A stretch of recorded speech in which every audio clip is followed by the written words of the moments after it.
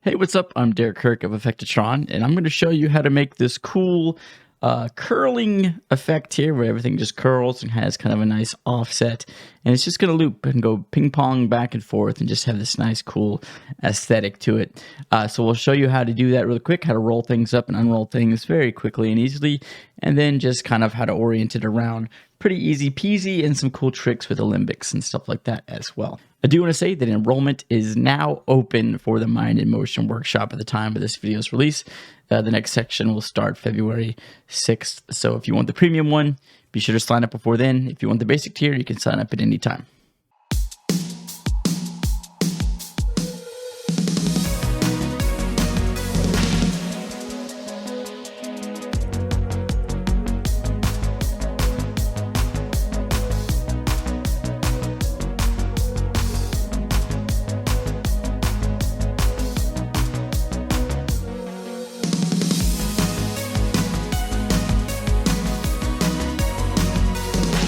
There's never been a better time to start learning Cinema 4D and Redshift, so go ahead and check out the link below.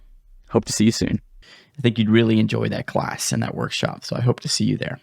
All right, so let's go ahead and get started with creating this really cool, simple scene. But first, a quick word from our sponsor. I know I just did my own ad, and now this is a sponsor video from iRender, which I can't stress enough is a fantastic cloud rendering resource. And thank you for the sponsorship. It's stuff like this and stuff from and support from my community that allows me to keep making great content for free and doing things. Sponsorship is really where it comes in and makes it possible. So thank you all for all my members and Patreon members and people that sign up for the Mind in Motion workshop. Thank you again. So the iRender, super cool. Let's talk about it. iRender is a cloud rendering service. Basically allows you to remote into a machine that has like all kinds of things. You can have 830-90s or 640-90s, which is what I use later in the video. It's just a fantastic, easy to use, and like it's just super helpful, especially on tight deadlines and stuff. You can actually just speed up your rendering like crazy, and it actually makes sense. Like you just remote in and work on it like it's your computer, and then you're done. So you freeze up your computer, and it allows you to do it faster, and it's very affordable. So we'll talk about how I actually do it at the end of this video. I took my render from over a minute down to 12 seconds because I used their 640-90 one, which is just awesome. And it supports all kinds of stuff. It's super easy to use and very intuitive. And there's all kinds of guides and stuff on how to do it. So we'll check that out later in the video. But again, check out iRender. There's a link below. Super, super cool. Awesome. I can't recommend it enough. This is the only cloud rendering thing I use right now, at least, for sure. I mean, I don't have any issues with it whatsoever. It's been fantastic. All right, so let's go ahead and create this. Let's create our plane for our ground here. We're just going to come in here and add 0 and 0. And we want to make sure our display is set to quick shading and lines because we're going to need to see our segments here in a second when we add our cube, which we'll do right now. So there's our cube. And what we want to do is bring this down in the Y to just 10. So it's like thin, right? And we can probably make it longer if you want. If you want to do the X as like 400, you can. And because we made it 10, that means it puts our center point right in the middle, which means we need to lift it up. So hold shift and lift it up 5 centimeters off the ground. Now we're going to fillet this as well. That's too much of a fillet, so we'll just say 1 as a radius. So we just have this nice little round fillet there. All right, cool. So now we have this, but we need some segments along the X because we're going to bend it, and I'll show you why here in a second. So if we're going to curl it up this way, we need segments along the X. So we'll start off with 40. So it should be nice and smooth. So how are we going to do this? Well, with the cube selected, we're just going to go ahead and hold shift and click bend. Ta-da! And you start messing with this, and it just never works like you think it's going to. It's just chaos. So what we need to do is actually click X plus, and that's not going to do anything until you hit fit to parent. So then you see everything orient around. Doesn't look like anything's happened. But now when we pull this back, ta-da! And if you did X minus, obviously you would just go the other way, right? So we'll say X plus fit to parent, and we're just going to scroll this down to -360. And we're going to check keep length. All right, so that's all we needed to do, is make sure that that is set to X plus fit to parent and then -360. So that's cool. That's giving us that nice curl. So how do we animate this? Well, the cool thing is we can actually just grab this bend modifier, and if we grab it on the y-axis here for it and just push it along, you'll see it actually just hits our object and then unfolds it and unrolls it very satisfyingly and very easily. So there we go, we've got that. So let's animate that. Let's pull it all the way over here to the left, keyframe it there, and we'll make sure we are in 24 frames per second. So we'll go to our project, time with Control D, and then we'll make sure we're set to 24 frames per second. All right, and then we'll go to our last frame here, which let's go ahead and make our timeline 72 frames long, so 3 seconds, and just pull it all the way over here so it unfolds all the way over like that, and keyframe that. Cool, so now when we hit play, it'll curl up and uncurl.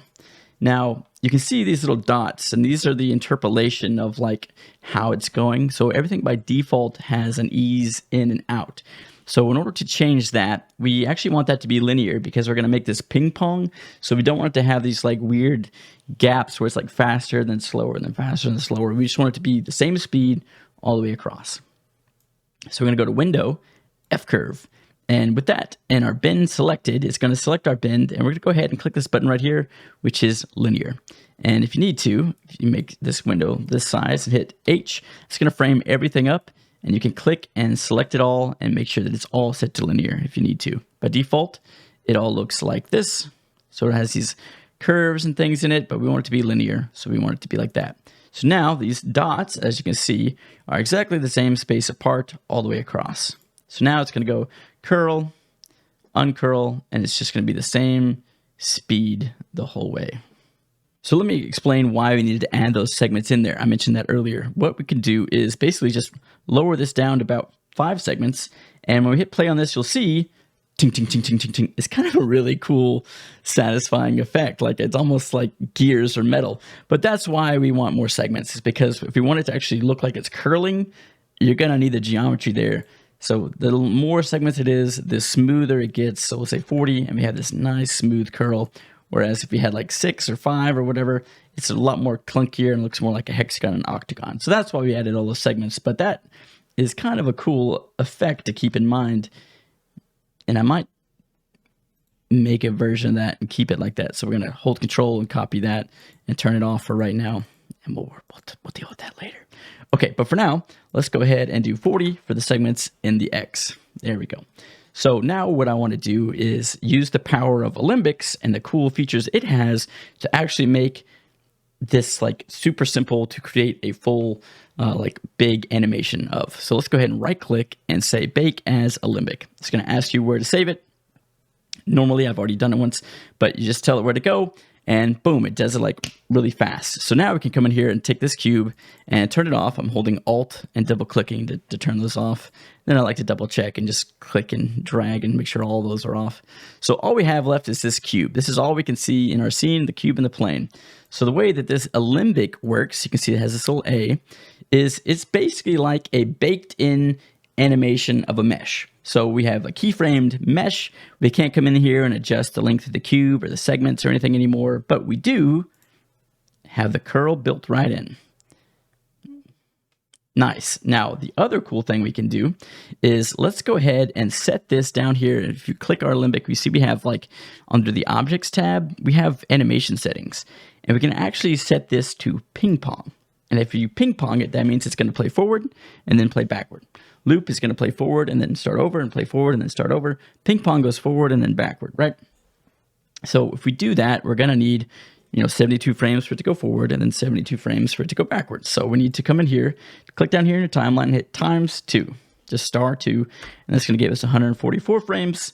So now when we hit play, with it selected on ping pong, we'll hit play. It's going to curl up, uncurl, curl up, uncurl, and then loop forever. Now, one thing I will say is whenever you're doing a loop, especially something that, it's really easy to think, okay, that looks good, especially since it like kind of comes to a rest, but it's always weird that one extra frame where you have frame 0 is exactly the same as frame 144, which means when you're watching it in a loop, you get that same image 2 frames in a row, which doesn't line up with the rest of the thing. So all we need to do is whenever you're doing a loop is take this back 1 frame.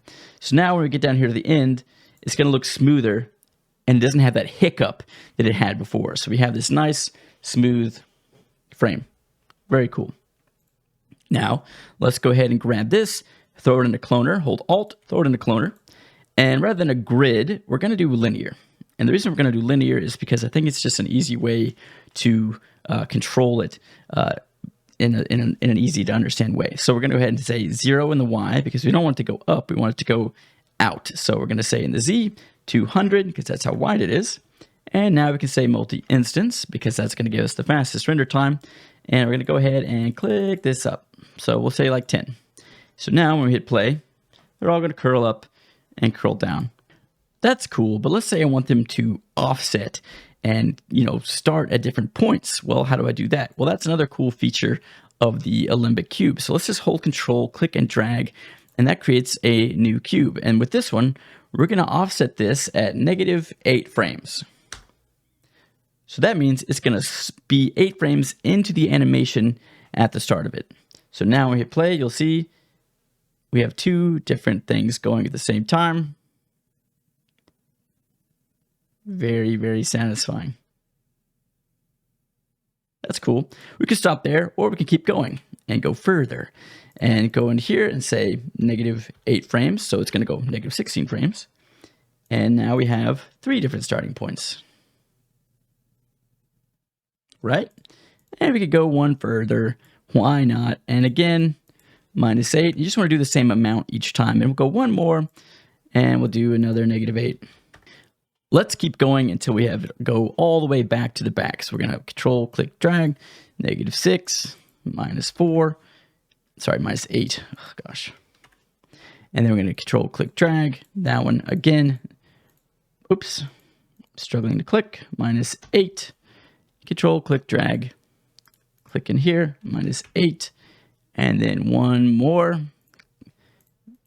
-8. So that's all the way back, right? So now, when we hit play, we should have this really satisfying loop that's just going to go back and forth and never stop. So that is really cool that we could just come in here and do that. So now that we have this really cool, satisfying back and forth loop going in a cloner, we can actually take that and throw it in a cloner. And so we'll take that cloner and set it to linear. And make it go in the X here, about 400, because it has to go 200 this way, 200 that way. So if you offset it 400, it should line up perfect. And we can say, go ahead and make that like 10 wide. There we go. So now we have like a bunch of those. Let's go ahead and pull it back this way. So it's kind of more in the middle here, maybe like so. There we go. So that top line kind of lines up. And then we're going to come in here and say in the Z, let's just back it up like 2000. This kind of puts it down here at the bottom. All right, so we could just do that if we want. And if we wanted to, we could do it, just put this in another cloner again. Same thing, set it to linear. Only this time, maybe we set it back in the Z. So we spread this back like that. Maybe do 2000. There we go. And so this cloner could come in here like this. And so now you just have like this big old floor of ever moving and changing rolling shapes, which is pretty cool. Doesn't stop. It's very satisfying. Cool. So now all we got to do is let's go ahead and pick a camera angle. We'll add a camera in here. Go ahead and look through that. We'll say 150 for the focal length, which is going to make it pretty tight lens, but we're going to go ahead and zoom in like this. Sort of kind of isometric-y at it. It's not completely, because I like to have some depth of field like that. So we're going to go ahead and do that. And then for our shapes here, what we want to do is let's go ahead and light our scene. So we'll go ahead and grab that, go into a dome light, go to HDRI. We'll grab a cool studio. I like this one. Throw it into the texture here. Download, install, boom. And then we're going to go ahead and let's go ahead and create a cool big light over top of everything. We're going to do area light. And we're going to click this little arrow, go target, tag, and null. And we're going to grab this light here. And what I want to do is I want to make sure that it's back behind So pull it off this way, but I want it to be like gigantic.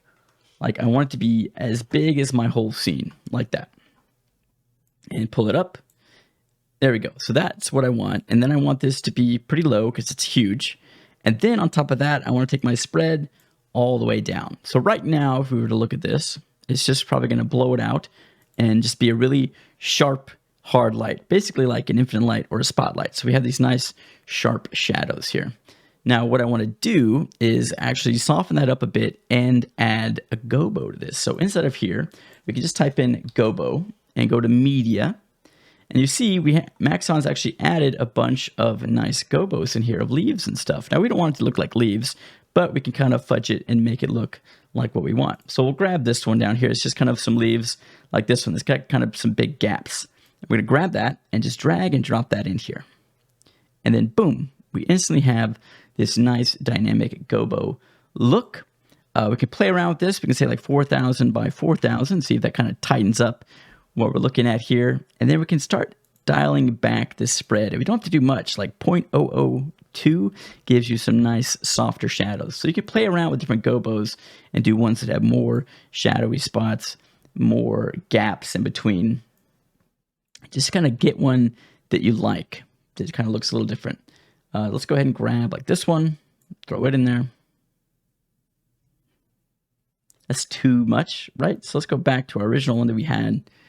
I think that looks good. And then you can start kind of dialing in your backlight here. And we can hit T and just scale it down because we're only looking at a section of our scene. So we want to make sure that wherever we're looking, our target is kind of right in the middle. So that's going to be our null. We're just going to put this kind of here in the scene so we have that light cascading. And then we can scale this back, and that's going to stretch the texture out, but honestly, that's going to look totally fine. So we'll stretch it out so it covers more of our scene here. But there we go. Now we have this nice kind of gobo. We can tighten it up height-wise, but we don't really need to do that. So you can play around with that and get kind of different looks. But there we go. Let's go ahead and make sure we are set in 1080 by 1920. There we go. Nice. We can pull back a little bit. Get a little bit more of that in there now. But that looks pretty cool. Maybe tilt up a bit more, but not too much, like that. I want to get like a good group there. And obviously if I move my camera around, I need to make sure that I put my null in here as well. That's looking pretty cool. So now we can just grab some textures and materials and throw them on our original Olympics here. So if you could grab some from ours or whatever, but we can just make some real quick. We've got a Redshift standard material here. Let's just throw that on one. Boop. Let's throw that on the floor for sure. So just a nice white floor, but let's take that and make it like a kind of like a light blue, like so. Perfect. So that's already going to give us a little bit of color from that. And then what we're going to do is just make a copy of that, and we'll make one that's like darker blue. And these are all just kind of the default settings. And I'm just going to kind of stick to the same color palette, right? So we'll do darker blue there, and we'll throw that on like half of them. Doesn't really matter. There we go. And then we'll do another one that's even darker and maybe a little more matte, right? So we'll crank that up, and we'll throw that on these ones. And you can do random, or you can do them so they actually like line up in order. And then we'll do one that is, we'll make a copy of that. We'll do one that is glass. So we'll come in here, crank that up, put some dispersion on it, and maybe make it actually totally clear is probably fine. And we'll grab that and throw that on that one. And then we'll do one more glass, but we'll make that one the same tint blue like that. And we'll make it have a little bit less roughness. Throw that on here. Actually, whoops. Throw that on here. And we want to go back to our original glass we made and take that roughness down to like 0.1. There we go. So now we can see we have like some nice glass in here, some nice this and that. And we can come in here and rearrange these, or we can just go into our cloner and change it to random, which is just going to, you know, randomize it and say random here. and random here as well. It shouldn't matter as much there. But I mean, I think that's pretty cool looking. We could probably take our base color one and make it just a smidge more blue, maybe like a lighter blue. Yeah, and then maybe a little like that. Maybe do a real deep blue. I don't mind that. I think I like the lighter though. Yeah. And obviously you can play around with that and do whatever materials you want, whatever colors you want, all kinds of stuff. And you can come in here and, you know, rearrange these. These don't have to go, put that in the exact same spot, but you could swap these if you wanted, change them up on one side so they don't look exactly identical. But I think the symmetry of it's kind of nice, so we're going to leave it like that. So that's pretty cool. And so obviously you could come in here and make a different, yeah, hang on. So that's looking pretty good. Let's go ahead and just fine tune our camera angle and kind of pull it back and down, like kind of like this, maybe a little wider. I think it's nice looking there. We'll go ahead and go to like a middle frame here so we can see. I like the middle bit curling. Let's go to that for our focus point. Okay, cool. So we'll go kind of like that. I'm holding Alt and clicking and dragging. And then what I want to do is I want to add bokeh to this. So we're going to go to the optical field. We're going to go to check mark bokeh, focus distance, and we're going to pick right here in the middle. And I'm going to set that focus distance real low, that aperture. And we're going to say like 0.5. That's going to make it real shallow. And if you want to go crazy shallow, we'll go like 0.05. And then you're going to see exactly how that depth of field is working. And that's kind of a cool look. But let's say like 0.25. So I like the blur. And I think that looks nice. It gives it this kind of nice macro look. So we can kind of click through here and see kind of how that's going to look and stuff, which is pretty cool. And we could add a backlight in if we wanted to, that kind of stuff as well. Change around the lighting and things, but I think this is looking pretty decent and it's kind of a nice animation. Very satisfying. Cool, so let's go ahead and take a look at these render settings real quick. And we'll say output, redshift, we'll go ahead and go to basic, we'll say low, denoiser, optics, hardware, ray tracing on, okay. So now let's go ahead and go to output, yep, save, we're gonna uncheck that, make sure we choose a JPEG, and we'll uncheck that for right now, and we're just gonna see what this takes to render. And instead of doing all frames right now, we'll just do one current frame, and we'll take a look at this. Pull that back up, open this up, and with that selected, let's go ahead and let that cook. And while that's cooking, we're gonna come in here and mess with things like the LUTs. We're gonna choose the Filmic High, these are built in, Filmic High Contrast, convert to log first.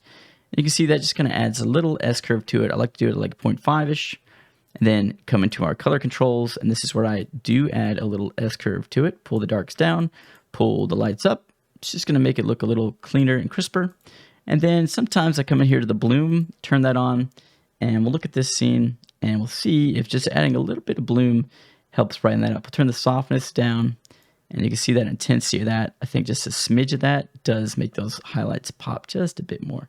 So this is gonna be what it looks like when it renders, boom. Pretty good, 48 seconds. That's not too bad. We might get some noise and stuff. If we wanted to add some textures and scratches on this, it might be a nice touch, but I think for now, that looks pretty good. We also could probably try a different dome light and see if that gives us a cooler look. Just something with like a sky or something that might actually have some neat reflections. So we'll go ahead and say HDRI, and we'll do like a cloudy sky, like that, V cloudy. All right, there we go. And render that. We'll just do IPR for this to see if it looks any different. It does give it a little more life. I think it tints it a little too much blue. So we can take that saturation down. So we get kind of more of that color we had originally from the black and white. It definitely gives it a little bit more life. If you try something that has a little more detail in the sky, maybe some more clouds, like maybe this morning one. Try that. I'm just looking here in these reflections to see if I can get a little more life out of this. Yeah, I think that looks better. It looks like it looks more fun and full. Yep, I like that. Nice. So we can go ahead and go to output and go ahead and say current, switch that to all frames. And this is where we're going to use iRender to render this out. So it took 48 seconds. That's not too long. We could leave it going overnight, but let's say you leave it going overnight, it's going to take over, about 2 hours to render out. So, if there's something wrong with it, then you have to, you got to fix it, and then it takes 2 more hours. So it's like if you have a deadline, that's pretty tough. So let's go ahead and just make it take longer, for one, by upping some settings, and then let's do that. So let's go ahead and just grab our materials real quick, and we'll grab one of these. Let's go ahead and go render, redshift, and then we're going to use iRender to do this. So rather than just this like blue plastic one, this dark blue, I actually want to take this color. I'm going to say copy, go down here to the subsurface and paste it in there and crank this up like that. So now we're going to look at this. We're going to crank it up all the way and add the scale of it up to like 10. And make this color like pink. I don't like that. Blue. But like light blue. It's not bad. Maybe just a setting of like 2 though. 4. There we go. And I may need to get out of my camera here real quick and look at this like through this side. Like that. I want to look through this material and see that subsurface on that and how that's going to look. There we go. So now I can take that and just start messing with the anisotropy of it. Crank it up a bit. There we go. So it's a little nicer, kind of plasticky looking. We'll go ahead and make this a little lighter. And then we'll go ahead and increase the scale of it up to like 8. Should make it even thinner. So now it's this kind of nice plasticky see-through look. I like that a lot. Cool. Now, how do we get that to pop a little bit more this way? Well, we just need to take our area light and go to the top view and just slide it back here opposite of our camera. So if our camera's this way, we'll make this a backlight, which is going to be the nice key to give those subsurfaces. Oh, that pops. Now, that's good. Let's do that with all the materials. Copy, and then subsurface, paste, crank it up. All right. So now we've added some SSS on here with some of these. So we've taken these and we've gone in here to the subsurface on most of these. So we've got this one's got a little blue, some radius going on to give it this nice color. Same with this, just swapping them around and changing some values. And then for our glass, we've set it to have some depth color. So a big depth, which is going to make it kind of see-through like this.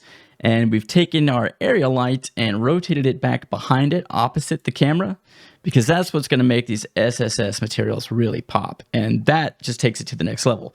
Now, it looks really cool now, but now it's going to take a lot longer to render, which is a bummer. So we'll go ahead and click render on my machine and see what that does. All right, that took my machine a minute, which isn't too bad. I'm going to up my bloom threshold here a bit. It's a little too crazy. Just a smidge of bloom in there, like that. That's nice. I like that. So, a minute's not bad. These SSSs look really nice, but let's go ahead and see if we can speed that up with iRender, because basically, 144 frames, that's going to take over 2 hours to render this. So I'm either out for 2 hours, and then if something's wrong, I need to make a tweak. That takes another 2 hours. So, if it's due tomorrow, that's kind of a tough thing. So let's go ahead and go to iRender and set this up. So let's go ahead and we've got everything set up right. Output, all frames, save, JPEG. We'll just do that. And basically what we're going to do is we're going to go to File and then Save Project with Assets. And we're going to say Animation Loop. We're going to go ahead and call it Animation Loop to iRender. Easy peasy. Just like that. Boom. All right, so then we close this. So now we need to open up our Maxon app and release these licenses. So we're going to go ahead and just release the license here. So you just click this and release the license, no problem. We open up iRender. Here we go. We skip this version. And we just choose our machine. Now I've got a machine set up already with link to it. And what we want to do before we link up to anything is just upload our file. So we're going to upload our folder. That folder is going to be the one we just saved. Animation loop to iRender. Boom. It's going to upload that to the server so that when we open up on our machine, boom, it's good to go. All right, it's ready to rock and roll. So now we can copy from Z to Y if we want, but we don't even need to. All right, we're going to go to our machine. I have my machine set up here. It is a 64090 GPU, and we're going to go ahead and boot that up. Pay as I go, totally fine. And we've got credits here. And basically, it's just going to charge you per hour. 64090s isn't necessary at all, but I want it. I want speed. So we're going to see how much faster this can render than my 1 minute and 6 seconds. So basically, this boots up. So the way this works is basically you're booting a machine, then you're just remoting in, loading it up, grabbing your file off the server real quick, and then opening up C4D and working in there as if you have a machine that has 64090s. So you can just save it and render it and then send it back. And that's all you got to do. You have options of different types of machines you can choose. But basically, like if you do a machine, you can do 83090s, which is cheaper and probably almost as fast as this. Not quite, but they have support for Redshift, Blender, Octane, all kinds of things. So you select what you want pre-installed, which is basically C4D and Redshift. It gives you that option. So all you have to do when you load it in there is sign in onto your Maxon app account, which is already installed on there. So you just sign in, activate your license on there, and then render as if it's your machine, and then sign off and go back. And that's all you got to do. So we'll do that here in a second. All right, so now we're connected to that. Let's go ahead and that's booted up. We can connect. We'll go in, and then we just sign in onto the Maxon app, and then open up C4D, drop the file onto the server. No problemo. Yep, there we go. Maxon app. So this is so stressful to me that the time starts ticking. So I've already been on here once. So all I gotta do is, I've already signed in one time. So all I gotta do is activate the license. There we go, good to go. Now I can open up the PC. It tells you what to do there if you don't know. All you gotta do is go to the Z drive, which is where we put our animation render to loop. Copy that, boop, and go ahead and put that on the desktop. Right click and paste. Boop. There we go. So now we can open that up and go ahead and open up our animation loop. Boom, boom. There we go. So now here's everything here exactly how it was. We'll do a quick little test here. We'll go to render view and we'll just hit the IPR just to make sure everything is looking right. We also need to assign our Redshift license. Forgot to do that. So that's the main thing there.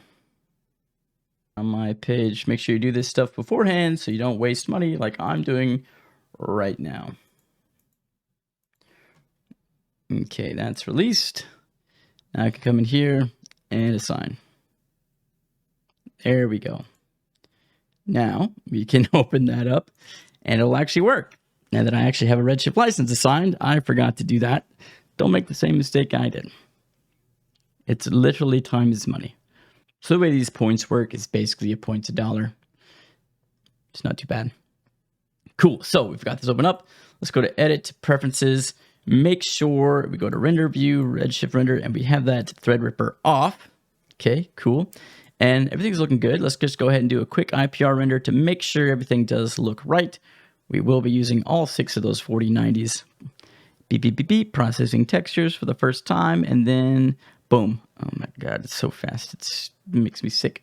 Cool, so now what we can do is just go ahead and go here, change it to all frames, that's good, and then we just choose where we want to save this. Now we want to save this under the same spot. We can just do it here on the desktop if we want, or we can go into the network, which is really where we want to do it, I believe. And then we want to put it in the Y here, which is the output. And so this is where we're going to go with our animation loop. It doesn't matter that I spelled that wrong. It's fine. We'll call it loop curl, render loop curl. That's fine. Say OK. JPEG's fine. Output, everything's good. Redshift settings, low optics, all good. And so now we just make sure we click in here and we can go ahead and hit render. And so now it's just like working on a machine. So if you did need to change anything or whatever, you totally can here, which is what's cool. But now we can just watch this in all of its glory. Render 6. Oh my gosh, it's so fast. So what took 1 minute and 6 seconds on my machine took, let's see, let's wait for it to do the denoising. Oh, yeah, 14 seconds. There we go for the first one, and then 12 after that. So it's basically going to be 12 seconds. So instead of 1 minute, instead of 2 hours or so, it'll be what, I don't know, half an hour? I don't know. But yeah, so then you just let it go, and we'll come back to that. So, you know, if you just want to do a quick little calculation, it's taking about 12 seconds per frame. It's 143 frames, and then divide that by 60. That's about 28 minutes. So that's much, much faster than 2 hours. So the cool thing is while that's going, your computer is free, so you can do whatever you want. Look how cute. Right? Get him! Oh, what a game. What a game. All right, we are on our last frame here. It only took 26 minutes, and we have this really nice, cool render. Now, the playback is going to be a little... Actually, it's pretty smooth, honestly, for a network. So it's pretty impressive. There we go. We've got our perfect loop. So now all we need to do is transfer that from the C drive here. So go ahead and close that. Yeah, that's fine. So we've got that here. We put that on the Y. In order to stop, you just go into your machines, put this little drop down, and just go ahead and shut it down. There we go, and you're good. So that cost me 24 points. They'll take it out of this automatically. Bingo bongo, saved myself an hour and a half of time for $23. Pretty good. So if you're on a deadline or anything, you can see how that would be super, super useful. And then all I gotta do is take this data. I've got my animation loop here. And I can just take that from the Y here. Right click. Excuse me. It's syncing. Once this is done syncing, I'll be able to right click and say download, and we'll be good to go. All right, now that that's done, I can just click my animation loop folder, click download, tell it where I want it to go. We'll just put it here, and it just downloads those files for you. So super awesome. Now you can go and make that a video. iRender, super, super cool, easy to use. Like, I mean, it's just working remotely on a computer just makes sense. I think that's just the easiest way to do it. It's easy to troubleshoot, fix things on the fly if you need to, that kind of thing. And it's just super easy to use and fast speed. And now I have my files and I can go ahead and do something with them. Cool. All right. So now we can put it in, and there we go. We've got this really nice, pretty loop. Very satisfying. Cool. Loop. Perfect. Looks great. Wow. All right, thanks for watching. Be sure to check out the Mind in Motion workshop link below, as well as iRender. Again, thank you for the sponsorship. And their product is super easy to use and super helpful. So I actually used it to make the Mind in Motion promo laptop video as well. Saved me a ton of time. All right, see you next time.